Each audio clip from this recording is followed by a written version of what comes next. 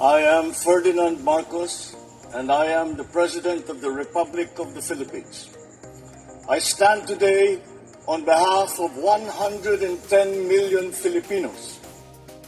Everyone, hello universe, it's me again. Shout out sa inyo mga kababayan. But anyway, mayroon tayong upload videos. Ito, malamang lugi na naman. Lugi na naman ang mga ano guys. Ang may-ari nito, hindi ko nababanggitin ha. Yung mga yung mga drug lord, mga beswa, ayan, lugi na naman sila. Bakit kanyo? Kung nakikita nyo ito mga kababayan, ito, yung mga yan po ay paggawaan ng illegal na bawal na gamot. Hindi ko nabanggitin ang pangalan. I hope makalusot kay YT to guys ha. Hindi niya ililimitahin, no? O, ayan na, paggawaan yan po ng bawal na. O, alam nyo na. Kaya naman pala di ba? Marami pa lang na nasasabat ng mga kontrabando mga kababayan. Dahil talaga naman, mayroon din talaga na paggawaan dito sa atin. Alam nyo, hindi lang dito sa lugar na ito, malamang marami pa yan Kaya dapat yan po ang halughugin ng mga autoridad natin, mga bes, O, maganda yan. Kung natatandaan nyo guys, sinunog, yung 62 billion, kung nakontrabando, ay kaharap pa si Pangulong Marcos Jr., siya pa ang nagsunog, nagpindot doon sa pindutan na yon para tuluyan ng masunog. Ay, sus, Maria Josep. O, ito, para kompleto detalyado, basahin ko Sabi dito mga beswa, Radyo Pilipinas, July 1, 2025, nilusob ng mga otoridad nitong June 30 sa lungsod ng Cebu ang isang silid na itinuturong, ayan, o ito guys o yan, hindi ko nabasahin ang itinuturong laboratory kung saan ginagawa ang mga illegal na blank katulad ng parties blank, ayan, bit ang search warrant mula sa Cebu City RTC Branch 17 na ini-issue ni Executive Judge Anacleto Lucos. Pinasok ng kapulisan at Philippines Drug Enforcement Agency 7 ang inupahang apartment ng subject na si alias Tipin, 32 taong gulang, sa Di Jaco Salim Street, Barangay Zapatera, Cebu City. Goes. Grabe, matindi ito mga kababayan Basahin po natin mga bes. Agay. Hindi kayo talaga nakakalusot. Kahit anong gagawin nyo, saan man banda, halugpugin kayo talaga Pinaghihinalang yan. Laboratory sa Cebu, inilusob ng mga autoridad. Agay. Yan, kasi hindi kailangan talagang masugpo ito mga kababayan. Kasi kawawa ang mamamayang Pilipino pag ganito. Pag hindi kumilos ang pamahalaan, nako, pero alam po natin, nagtatrabaho po ng gusto ang ating pamahalaang Marcos, hindi katulad itong mga nakaraan. Nako po, talaga naman. So kung nakikita nyo dito mga besa, hindi ko na pinakita sa inyo ng buo. I-research nyo na lang po mga beswa. Makikita nyo doon. Talaga naman,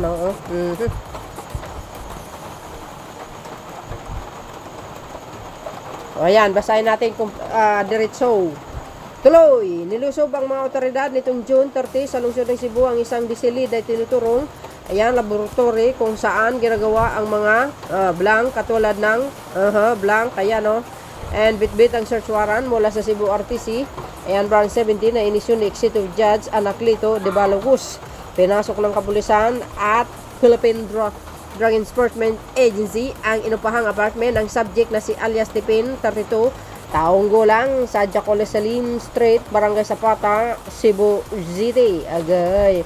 Yan guys yung mga kagamitan sa paggawa ng mga gawa ng mga kontrabando, mga beswa. Hindi ko na ibaba pa kasi nako, mahigpit po si YouTube. Ito, diretso. Yan tumambad sa mga otoridad ang mga makina kimikal at mga kapsula na hinihalang ginagamit sa paggawa ng illegal na, alam nyo na, nakuha rin ang mga baril, bala at granada sa apartment ng subject. Agay, ayan ang sinasabi. Ay nako, ewan ko ba sa mga tao na ito, wala bang alam na ibang trabaho? Bakit sila ganito na nagbibinta nito ng bawal na bawal ito panghabang buhay ito, makukulong. Esus nako, ang laki niyan guys. Ano yan, laboratory yan Aba, natural. Ewan ko lang. Mapagbalabas mo ng kulungan, may tungkod ka na. Ayon kay pulis, ayan, nakuha rin ang mga baril at bala granada sa apartment ng subject. Agay. Siguro, nanguhold up din tong mga to. Totoo yan. Ayon kay Police Regional Office 7, Director Police Brigadier General Rodrigo Maranan na 5 buwan na minamanmana ng subject matapos lumutang ang pangalan nito bilang source ng alam nyo na, ayan Agay, ng mga naunang mga nahuling agay, mga suspect, mga kababayan na sangkot dyan sa kontrabando na yan. Ayon pa kay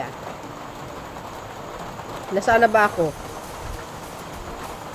Okay.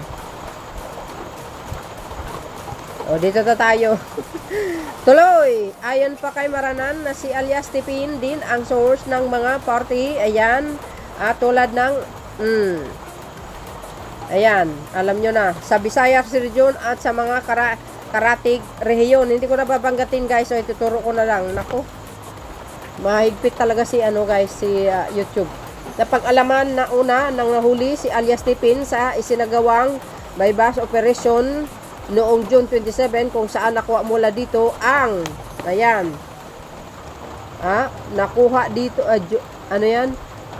sa isinagawang bypass operation noong June 27 kung saan nakuha mula dito ang parte ayan blank at ayan na tinatayang nagkakahalaga ng 2.2 milyones. Agay.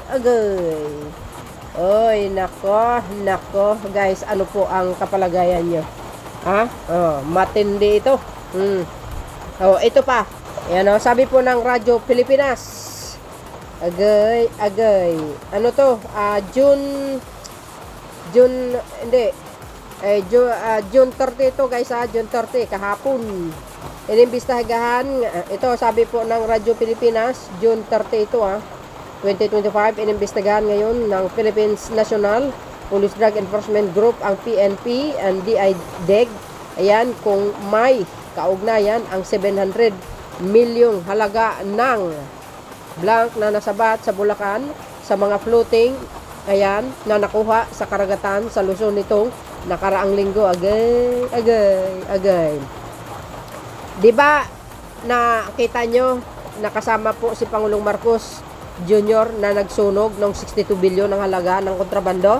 Oy, nako bes, pagkatapos ng araw na yan, kinabukasan, ito po ang nahuli dyan po mismo sa Bulacan. Kaya inimbestigahan nila kung mayroong koneksyon dito sa mga yung nagpalutang-lutang na kontrabando dyan sa mga karagatan ng Zambales, Batanes, Ilocos. Nako, ayan 700 million kamod. Grabe, ang tindi nito mga bes biro nyo yan Ay, nako, ayan agay. Sus, Mariusip. Grabe. Hindi ko ipakita yung imahe guys Pinagbawal talaga yan. Alam nyo mga kababayan, meron akong meron akong thumbnail. May nakalagay na sabungan baga. Kasi in-upload ko yung sa mga sabungero, tapos nilagyan kong 2 manok. Naku, tinanggal ni YouTube mga bes. Sabi ko sa yung masilan ito. Ayan iniimbestigahan ang posibleng koneksyon ng nasabat na sa Bulacan sa mga floating, ayan, na nakuha sa karagatan ng Luzon. Agay. Ayan 1 day ago. June 30, kahapon yun. 1 day na kahapon, yes. Ito pa, mga kababayan, diba? Operatives of Bacolod City, Police Office City, Drug Enforcement Unit, size 1.5. Agay! Grabe! Ang laki ito guys 1.5. Agay, 1.535 kilo. Uy, sus Mariusip. Oh, 10 million ang halaga mga kababayan. Agay ano? 10 million during the bypass at the resident inside Hermenelenda. Homes subdivision in Barangay Mansilingan. Saturday night 28 ayan, June. Agay, 5 person were arrested including alias Linda, 42 who sold a sachet of to uncover cup. Agay, ang galing talaga nitong mga informante, no? O, ayan hindi ko na ipakita sa inyo mga kababayan. Ayan, i-research nyo na lang po yan.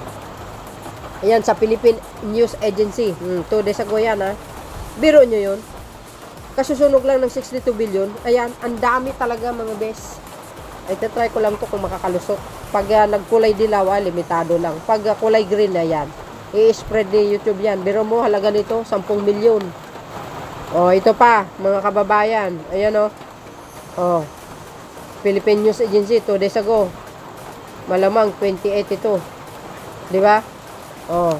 Authorities have seized some 20.4 million worth of blank and arrested suspect tag as a high value individuals in drug operation in Zamboanga City early Saturday. Ay, sus Mariusip. Sabi sa inyo kahit saan Pilipinas, talaga namang mga kababayan, nagtatrabaho gusto ng itong ating mga kapulisan. Sa totoo lang, ngayon mo lang makikita ang kanilang sipag sa paghuhuli. Biro nyo yun. Matindi. Pumunta kayo sa Philippine News Agency, PDEA, NBI, PNP. Makita nyo doon guys. Grabe, matindi. At sa BOC, sobra. Sa DILG din. OM Biro nyo yun. Sa kayo makikita niyan, ang dami pa yan So ano guys, ang kapalagayan nyo? Wala, hindi talagang makakapasok yan dito sa Pilipinas. Kaya nga dapat kumbaga ay susuyurin nila yung saan mga sulok man ng Pilipinas. Maraming lab dyan na pinagpagpagawaan. Maniwala kayo. Ayan isa na nga yan So yun guys, ang aking pinaka-latest updates video. Maraming salamat sa inyong watching. See you again on my next upload. Bye bye bye yan babus. God bless Philippines. Napakarami to guys. Ito lang ang aking i-uploads. Babu!